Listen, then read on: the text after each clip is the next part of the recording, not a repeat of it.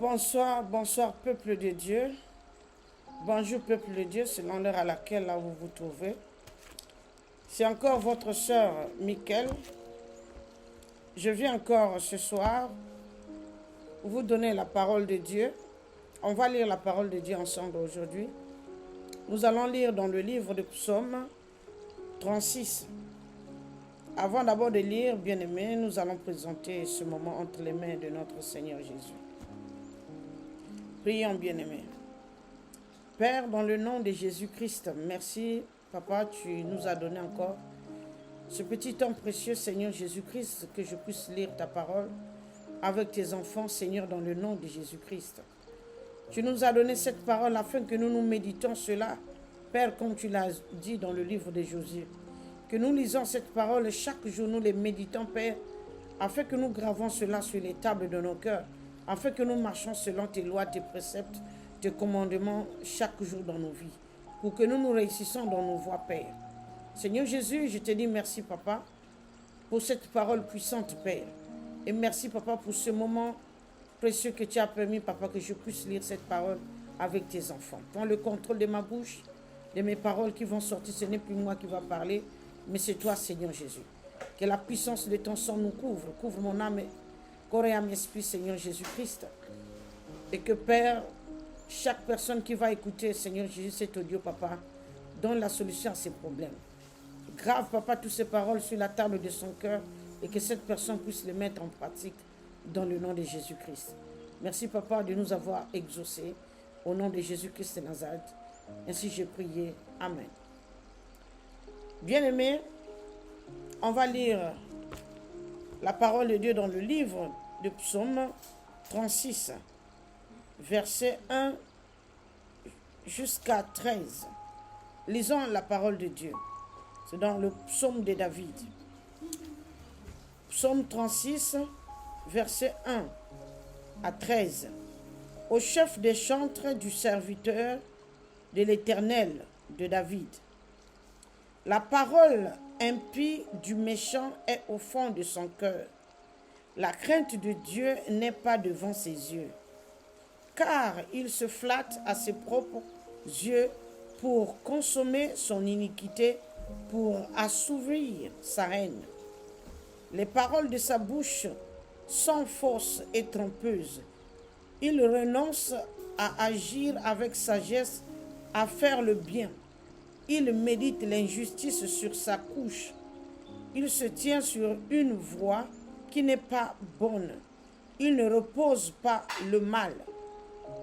Éternel, ta bonté atteint jusqu'aux cieux, ta fidélité jusqu'aux nues. Ta justice est comme les montagnes de Dieu. Tes jugements sont comme le grand abîme. Éternel, tu soutiens les hommes et les bêtes. Combien est précieuse ta bonté, ô Dieu! À l'ombre de tes ailes, les fils de l'homme cherchent un refuge. Ils se rassasient de l'abondance de la maison et tu les abreuves au tort de tes délices.